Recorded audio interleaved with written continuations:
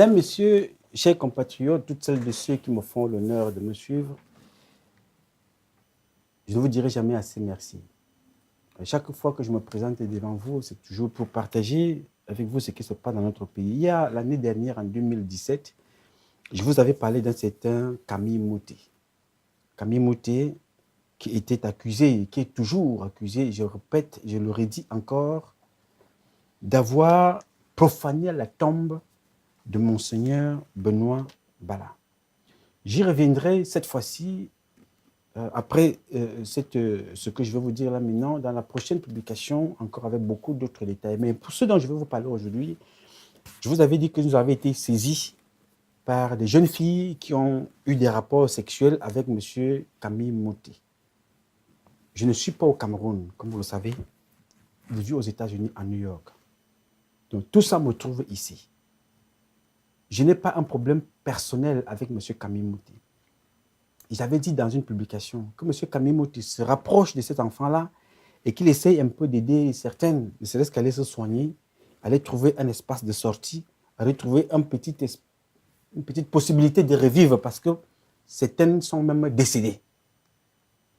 Alors, celles qui ont eu le courage de nous parler, j'ai donc décidé ici de partager avec vous l'entretien de l'une d'elles. Elles sont nombreuses qui nous ont été... On a enregistré, hein, c'est-à-dire qu'on a enregistré, comme ce que vous allez écouter là, il y a beaucoup d'enregistrements. Ça peut prendre plusieurs mois en publiant au fur et à mesure. Mais je me suis dit que publier ça seulement ne servira à rien. Mais nous avons donc décidé d'engager une autre démarche. Porter plainte contre cet état de choses au Cameroun pour que ça ne se répète plus. Donc celle que vous allez écouter est l'une des victimes qui a décidé de parler et de nous expliquer ce qui s'est passé et comment ça se passait. Il y en a plusieurs comme ça, dont nous allons nous constituer avec l'autorisation de leurs parents, avec lesquels nous sommes en contact, pour essayer d'amener cette histoire en justice. Ce que je suis sûr, c'est qu'après l'affaire de la petite Bonita, comme nous étions sûrs déjà en engageant cette affaire, elle allait tanker comme ça dans la justice parce que celui qui est là-bas, Laurent Esso, et les concernés aussi qui sont avec Parfait Haïssi, parce qu'il s'agit de lui, sont ceux-là qui ont fait du Cameroun comment est-ce que un pays de tourisme sexuel où on abuse, où les pédophiles sont les rois. Donc, nous avons donc décidé de porter plainte. Mais sachant que ça fera comme ça a été avec Belinga Boutou. Vous verrez que beaucoup de dossiers que Belinga Boutou s'est assis ont trouvé une nouvelle vie bientôt, vont revivre. Donc, la plainte qui sera portée ici sera portée au Cameroun. Nous allons la médiatiser. Nous allons rendre cette affaire publique avec toutes les familles vont se lever. Parce que j'ai quand même laissé plusieurs mois, on ne me reprochera pas de n'avoir pas fait la démarche. Toutes mes publications, il y a mon contact. Il y a le contact de ceux qui publient au Cameroun. Camille Mouté n'a pas besoin de moi. Je ne le connais pas, je n'ai même pas besoin de le connaître. Qu'il aille résoudre ça avec les enfants là où il a commencé. Moi, je ne suis que quelqu'un qui est là pour dire ce que ces enfants-là ne peuvent pas dire et m'ont contacté. Les enregistrements sont là. Je vous invite à écouter cette première partie. Merci. Allô? Bonjour. Bonjour. Je suis Patrice Nouma. Comment vous allez ce matin?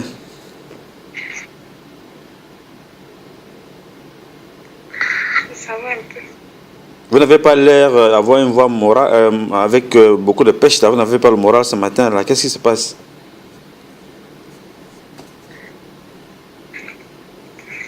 Et ce qui se passe tout à l'heure, ce qui se passe, c'est que tout à l'heure, j'ai trouvé un serpent dans ma chambre. Un serpent dans votre chambre, hein? Un serpent? Oui. Vous habitez dans une maison en calabote? Non, non. Comment ça s'est passé? Comment le serpent... C'est construit en Dieu, car il est en plus. Et le serpent était avec quel... c'était un gros ou un petit serpent, ou bien c'était un mamba vert, ou alors un serpent... un gros serpent? Il était moyen, donc je peux dire presque gros. Et de couleur noire. De couleur noire. Et De qu'est-ce que vous couleur en noire. avez... Et qu'est-ce qui s'est passé après? Vous avez fui, vous avez tué? Qu'est-ce qui s'est passé par la suite? Et j'ai fui, j'ai crié, j'ai appelé mon voisin qui était là. C'est lui qui est venu tuer ça, il fait sortir. Pendant qu'il faisait ça, moi j'étais tenue à distance parce que ce sont les trucs que je n'aime pas voir. Oh là là. Ça, c'est terrible, ça.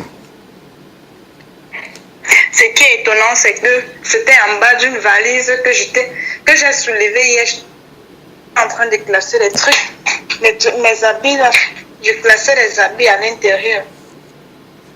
Puisque j'étais fatiguée, j'ai déposé ça, je n'ai même pas fini. Quand je soulève encore ça ce matin, c'est où je vois le serpent en bas. Et en plus sur les carreaux. Donc, hier, quand vous avez soulevé la même valise, il n'y avait pas le serpent? Il n'y avait rien, puisque j'avais même déjà presque tout enlevé hier. C'est la seule valise qui restait. Ok. Bon, ben... En tout cas, comme vous avez tué le serpent, j'espère que vous n'allez pas repasser une nuit dans cette maison-là. Je comprends la peur. Je peux même pas. Ok. Je peux plus. D'accord. Nous allons travailler ce matin parce que je vais essayer de prendre un maximum de notes là et enregistrer notre conversation par rapport à tout ce qui vous est arrivé avec l'affaire concernant M. Camille Moté. Donc c'est pour ça que j'ai décidé par rapport à votre propre programme, de prendre un certain nombre de notes à ce sujet, des notes qui vont nous servir pour confronter M. Moté sur ce qui s'est passé. Comme je vous l'ai dit la dernière fois, quand vous avez commencé avec M. Moté, vous étiez mineur, et ça, la loi camerounaise, et si la justice camerounaise faisait son travail, ce monsieur devrait normalement être condamné. Donc, nous allons essayer d'échanger ce matin pour que je puisse prendre un maximum d'informations pour confronter ce monsieur de plus de 70 ans. Alors, dites-moi comment est-ce que vous vous êtes rencontrés, comment ça a commencé votre relation avec monsieur Camille Moté? Quel était le début de votre relation?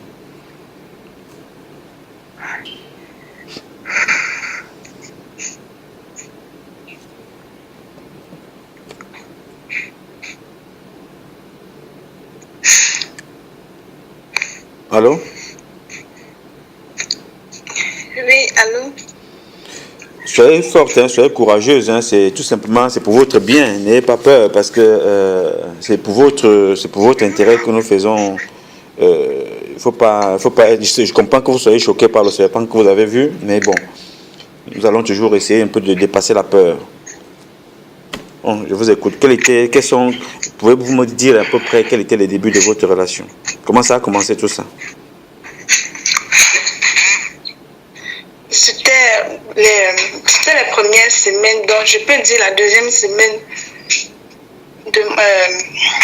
La deuxième semaine, quand j'étais arrivée à Bastia, j'étais encore logée à l'hôtel, je m'en souviens.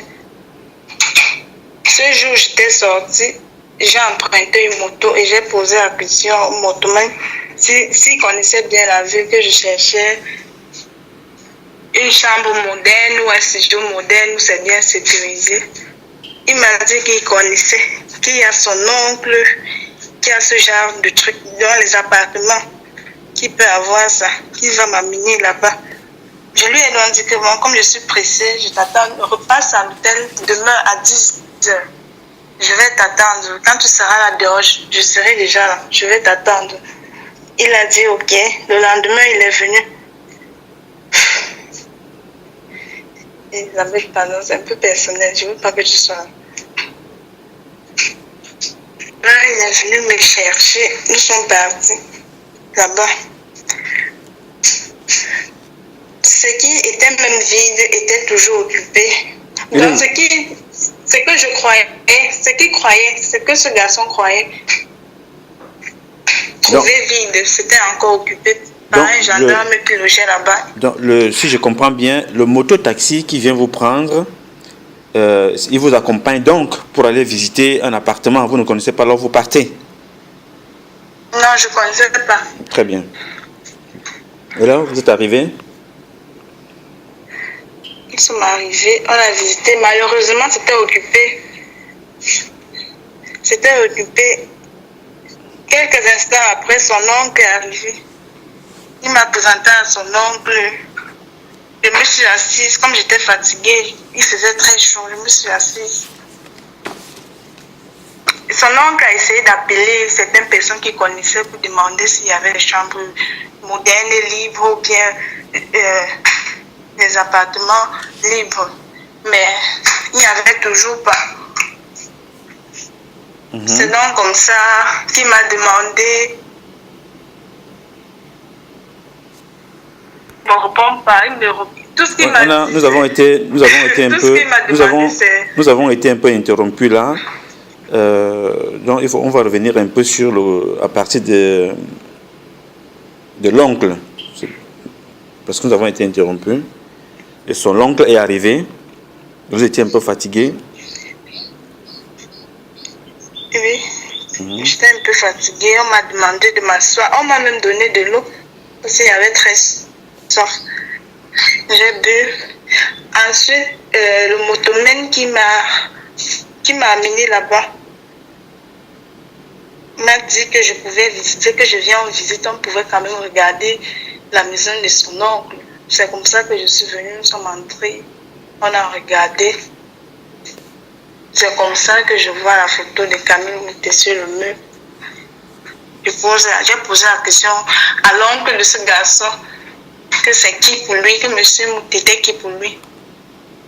Il m'a répondu en me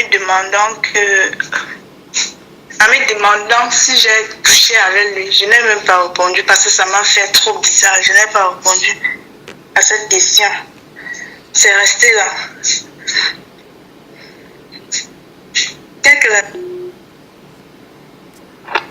Je pense que nous allons être un peu embêtés aujourd'hui par rapport à la connexion. Hein.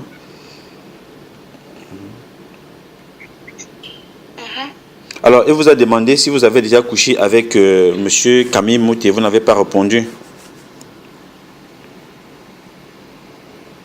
J'ai même eu honte parce que c'était bizarre. J'ai eu honte.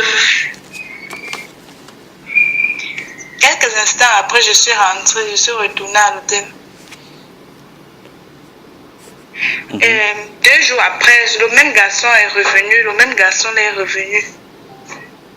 Me disant qu'il a trouvé une chambre dans un camp où les élèves vivaient, c'était équipé. Je lui ai donc dit qu'il pouvait m'amener là-bas, je ne vais pas voir. C'est comme ça qu'il m'a accompagné là. Ça m'a plu parce que je ne pouvais plus rester à l'hôtel. Non seulement c'était bizarre, et ça me coûtait trop cher. C'est comme ça que le même jour-là, il m'a aidé. Il a essayé de m'aider. Il est parti chercher ma valise. Il est venu là avec. Donc, il m'a aidé à m'installer. Donc, c'est resté là. Après, il est parti. Quelques jours après, je marchais, c'est où je tamponne M. Mbara Djibril. Je tamponne la route. Je le salue. Donc, M. Mbara Djibril, c'est... Oui. M. Mbara Djibril, c'est qui? M. Mbara Djibril, c'est l'homme qui était... L'homme chez qui j'étais d'abord. L'homme chez qui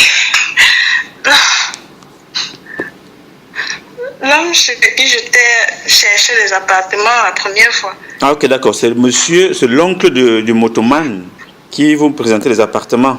Oui, exactement. C'est M. Mbara Djibril. Ok. Oui, allez-y. Il me demande ce que je fais par là. Je lui dis que non, je marche, c'est mon quartier. J'ai finalement trouvé ce que je cherchais. Il dit, ah, bravo. C'est où il me dit qu'en passant, mon frère là, sera là demain. Donne-moi ton numéro, je vais l'appeler. Je vais t'appeler quand il sera là. J'ai donné mon numéro. Après, je suis partie. Le lendemain, c'était un vendredi. J'étais rentrée des classes très fatiguée, même en plus, mon téléphone a sonné. C'était même un numéro masqué. J'ai failli même ne pas décrocher. Comme ça a insisté, j'ai décroché. C'était Mouté lui-même qui m'appelait. C'était M. Camille Mouté lui-même qui vous appelait?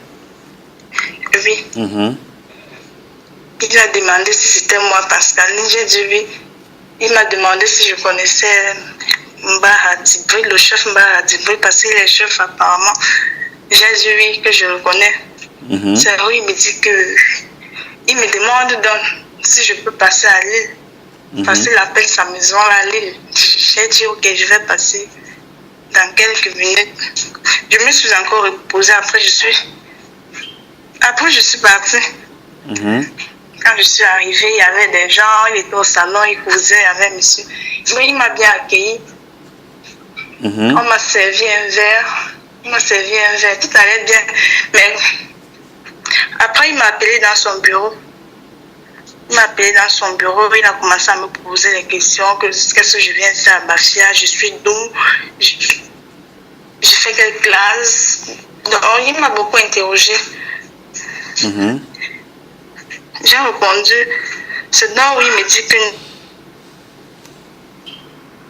On a été interrompu un peu à cause du réseau là. C'est-à-dire qu'il vous a posé la question, vous faisiez quelle classe, vous avez répondu. C'est là où nous sommes un peu... Oui, je fais quelle classe, pourquoi je suis ici à Bafia, qu'est-ce que mes parents font, qu'est-ce qui s'est passé. J'ai répondu à tout ça. C'est où il me dit que je ne pouvais pas rester là parce qu'il recevait des gens, que je pouvais rester dans sa chambre, c'est mieux là-bas. Si j'ai besoin de quelque chose, je demande que là-bas c'est mieux parce que je ne pouvais pas rester là assise avec tous ces messieurs qui recevaient. J'ai dit ok. Même comme j'ai trouvé ça un peu bizarre, il m'a accompagné là-bas. Tu l'accompagnes dans sa chambre? Il est là, dans sa chambre. Je suis restée là. Après, il est sorti, il est parti. Quelques instants après, il revient. Il me demande si ça va. Je dis que non, ça va, tout va bien. C'est où il a commencé à me toucher. Je le poussais, il me touchait, Je me rappelle que je me suis rendu compte que là-bas, j'étais sans défense, je ne pouvais rien faire. Et c'est comme ça que j'ai cédé. Et c'est comme ça? C'est comme ça que j'ai cédé, j'ai couché avec lui. C'est-à-dire le premier jour que vous êtes allé, il vous a donc appelé, le premier jour là vous avez fait l'amour ensemble. Oui. C'est-à-dire que vous n'êtes pas allé là-bas pour ça, mais vous êtes retrouvés comme ça, séquestrés dans une chambre. Comme vous-même vous le dites, vous n'aviez aucun moyen de défense.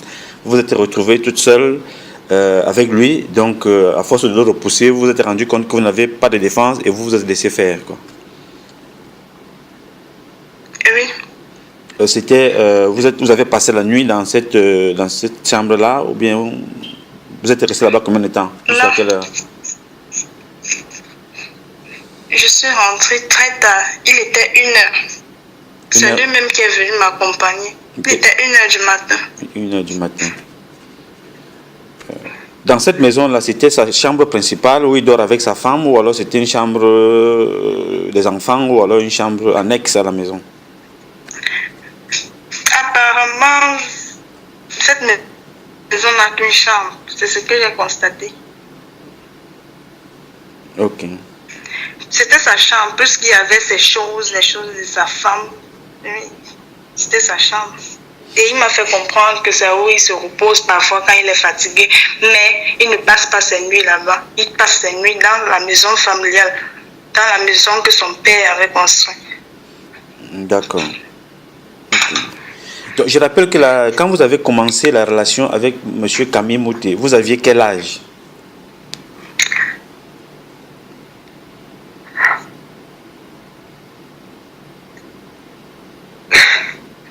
Parce que la dernière fois, vous m'avez dit que vous aviez 17 ans et demi, sauf si je me trompe. Hein?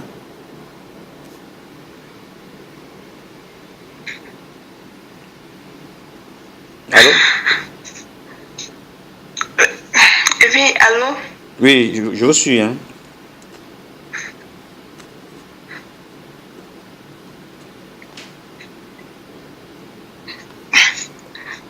Soyez forte, hein. De toute façon, je pense que bon, maintenant, ce qui s'est passé, tout ce que nous sommes en train de faire en ce moment, c'est juste pour vous aider à... Vous êtes une victime. Je peux vous le rassurer aujourd'hui. Moi, je ne suis pas un juge. Je vous dis, moi-même, j'ai des enfants. J'ai des jumelles qui ont votre âge, là. Et quand je vous parle avec un autre esprit.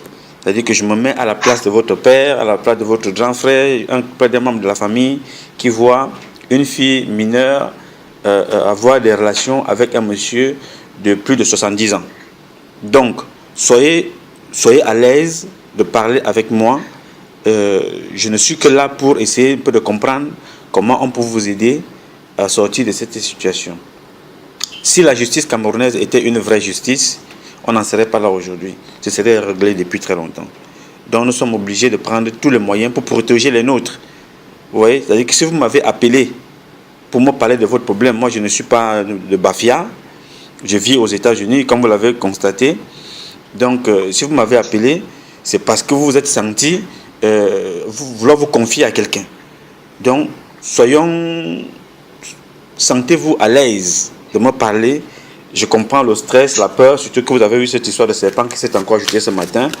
Donc essayons un peu d'être... soyez vous-même. Ok? D'accord. Alors, on va donc continuer.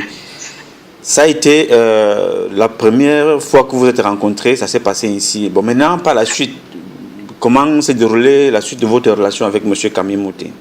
Vous êtes revus après ou pas? On s'est revus la semaine qui suivait.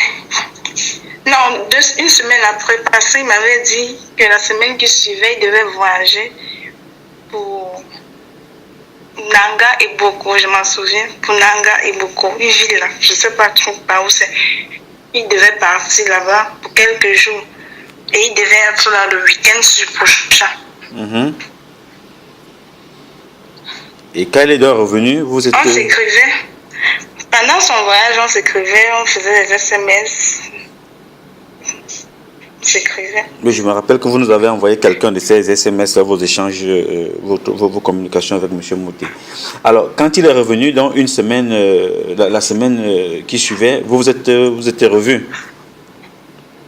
Oui, on s'est revus. Et vous avez eu... on s'est revus, mais rien ne s'est passé. Rien ne s'est passé parce que ce jour-là, sa femme était là.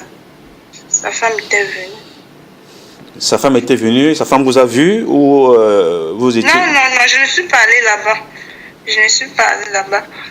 Pendant qu'il était en voyage, j'ai eu un petit palu. J'étais à l'hôpital, on m'a dit que c'est la typhoïde. C'est ce qu'on m'a dit. Je l'ai appelé, je lui ai dit que j'avais un problème de typhoïde. Mm-hmm. Il m'a dit qu'il connaissait où il pouvait trouver le remède indigène parce que on ne soigne pas ça à l'hôpital. On calme juste. Mm-hmm. Donc, le week-end, là, il était venu avec le remède. Il était venu me donner ça à la maison. J'étais sortie, je l'avais attendu là. C'était dans la nuit. Mm-hmm. Il m'a donné ça. Il a goûté, son chauffeur a goûté. Après, j'ai goûté, il m'a remis avec l'argent de poche. Combien? Et il m'a dit, c'était 40 000 ce jour-là. Et il m'a dit que sa femme était à la maison, on ne pouvait pas se voir. J'ai dit, ok. Plus j'étais même d'abord malade. Mm-hmm. 40 000 qu'il vous a donné. Donc le médicament qu'il a apporté, lui-même le médicament traditionnel, il a fait goûter à son chauffeur, il vous a fait goûter, et lui-même il a goûté et il vous a donné ça d'aller consommer pour guérir, quoi.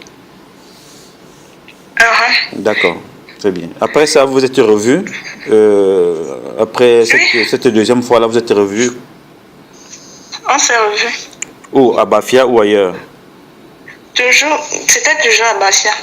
Puisque c'était le temps des classes, je ne me déplaçais pas trop. C'était toujours à Bafia. Et vous avez toujours, chaque fois que vous retrouviez, vous avez toujours eu cette relation sexuelle ensemble? Oui. Et à chaque fois, est-ce qu'il vous donnait de l'argent? Oui. Le montant évalué de combien à combien?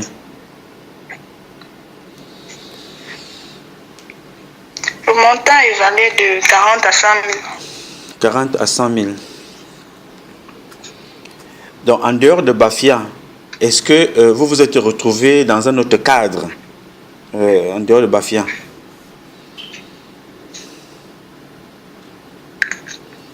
Oui, à Yaoundé.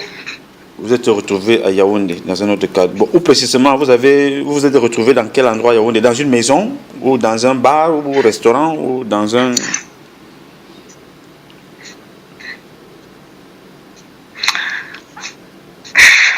À l'hôtel Hilton. L'hôtel Hilton à Yaoundé. Mhm. Vous avez souvent passé des nuits? Comment ça se passait Non. quand vous arrivez à l'hôtel Hilton? Ça se passait comment? C'est lui qui venait vous accueillir? Ou bien il réservait Non. une chambre pour vous? Comment ça se passait? La chambre était déjà réservée et il y avait une personne qui m'attendait. Toujours quand je venais. La personne qui vous attendait à l'entrée ou bien dans la chambre? Non, à l'entrée dehors. Là. Vous attendez à l'entrée dehors. Et vous connaissez la personne? Non, aucune idée de cette personne. Donc c'est monsieur Mouté qui vous appelait et vous disiez que quelqu'un va vous attendre, ou alors comment ça se passait pour que vous... la connexion pour que la personne vienne vous prendre? Expliquez-moi un peu. Il me demande, donc quand on s'appelait, il me demandait de passer, il me donnait l'heure. Que tout était déjà prêt, c'est tout ce qu'il me disait. Et quand j'arrivais, je trouvais qu'il y avait toujours une personne qui m'attendait et qui me conduisait dans la chambre. C'était la même personne tout le temps ou bien les personnes changeaient? C'était la même personne 2 fois, mais la 3e fois, c'était une autre personne. Et chaque fois que vous vous retrouviez à l'hôtel, il vous donnait toujours de l'argent après votre relation? Oui. Il dormait avec vous là-bas à l'hôtel, vous passiez la nuit ensemble ou bien c'était en journée ou dans la nuit? Non. Parfois, c'était vers la soirée. Donc, beaucoup plus vers la soirée. Vers la soirée. Et quand vous finissiez la relation avec lui, vous dormez à l'hôtel, vous rentrez le matin ou bien vous rentrez le même jour? Non, je rentre le même jour. Vous rentrez le même jour. Est-ce qu'il ne se souciait pas que vous alliez à l'école, ou il n'avait pas un souci avec ce problème d'école, qu'il fallait toujours sécher les cours? Qu'est-ce qu'il vous disait par rapport à ça? C'était toujours les week-ends, quand il n'y a pas cours. Il se souciait puisqu'il me posait toujours des questions. Alors, après ça, vous avez donc commencé à être malade. Comment ça s'est passé? Comment est-ce que vous avez commencé à vous sentir pas en santé dans cette relation avec M. Camille Mouté?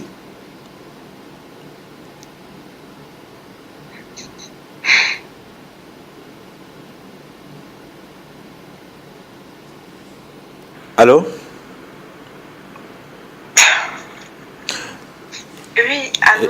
Oui, écoutez, moi, je vous comprends, je comprends que ce soit difficile, mais nous sommes obligés moi, je suis obligé de vous poser toutes ces questions-là pour comprendre comment est-ce que